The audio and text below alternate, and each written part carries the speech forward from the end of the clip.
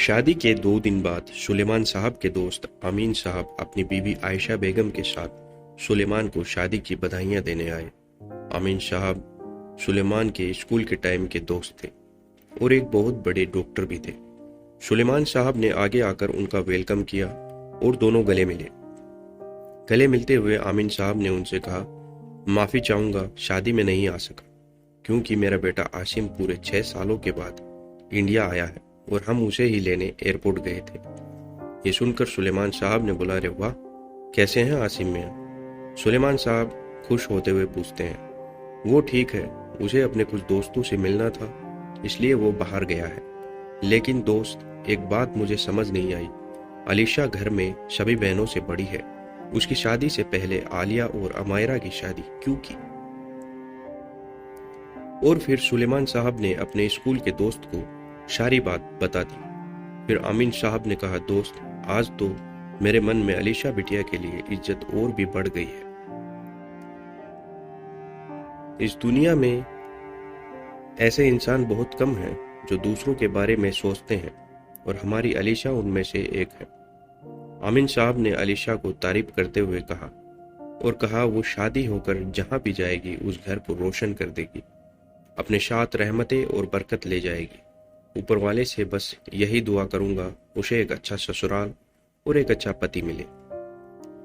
वैसे अलीशा कहीं नजर नहीं आ रही? आयशा बेगम ने उधर देखते हुए पूछा। वह छत पर कपड़े सुखा रही है, आती ही होगी, अलीशा की मामी ने उत्तर दिया। और कुछ ही देर में अलीशा भी वहां आ गई। बड़े मामा और मामी जी को, आप कब आए? अलीशा ने खुश होते हुए अमीन साहब और आयशा बेगम से पूछा।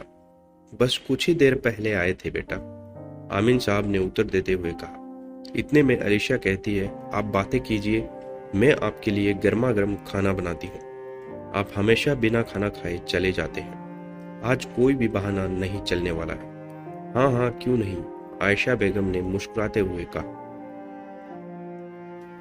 अलीशा जल्दी से रसोई घर में गई और सबके लिए कुछ ही देर में खाना बना लिया।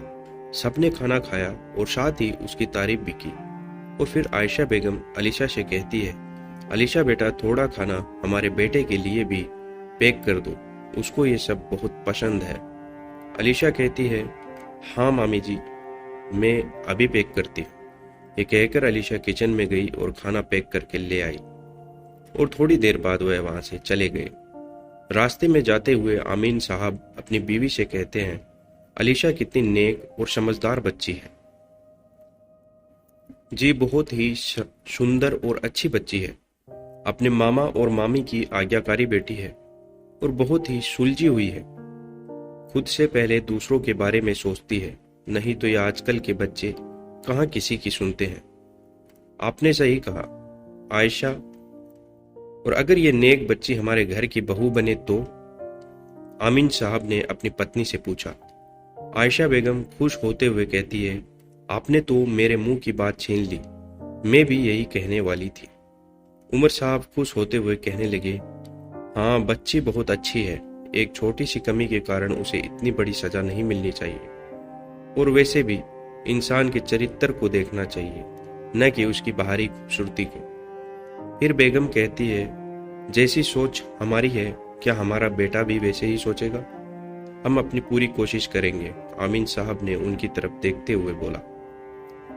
उनके घर आने से पहले आसिम घर आ गया था।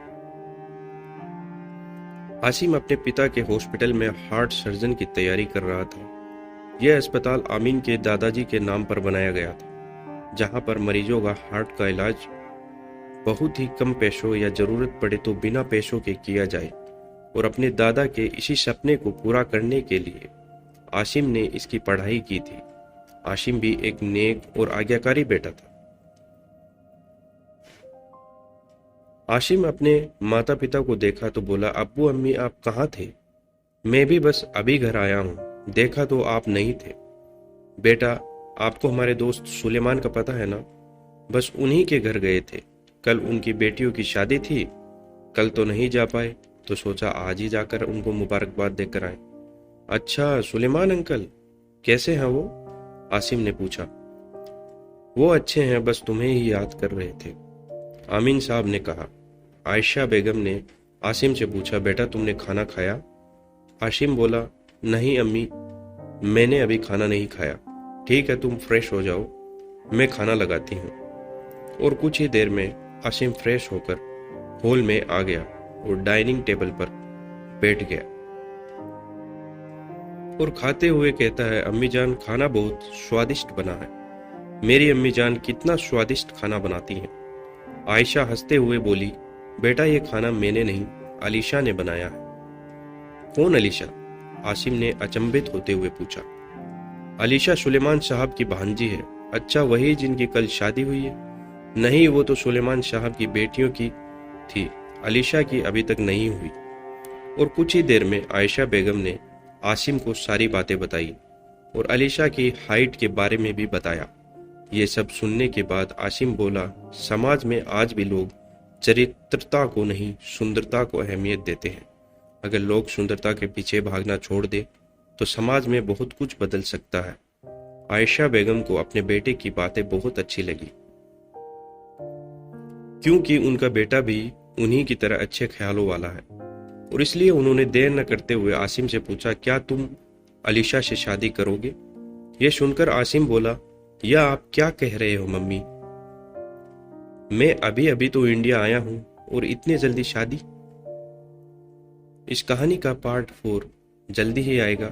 दोस्तों, आपको यह कहानी कैसी लगी कमेंट करके जरूर बताइएगा और प्लीज चैनल को सब्सक्राइब जरूर कीजिएगा। धन्यवाद।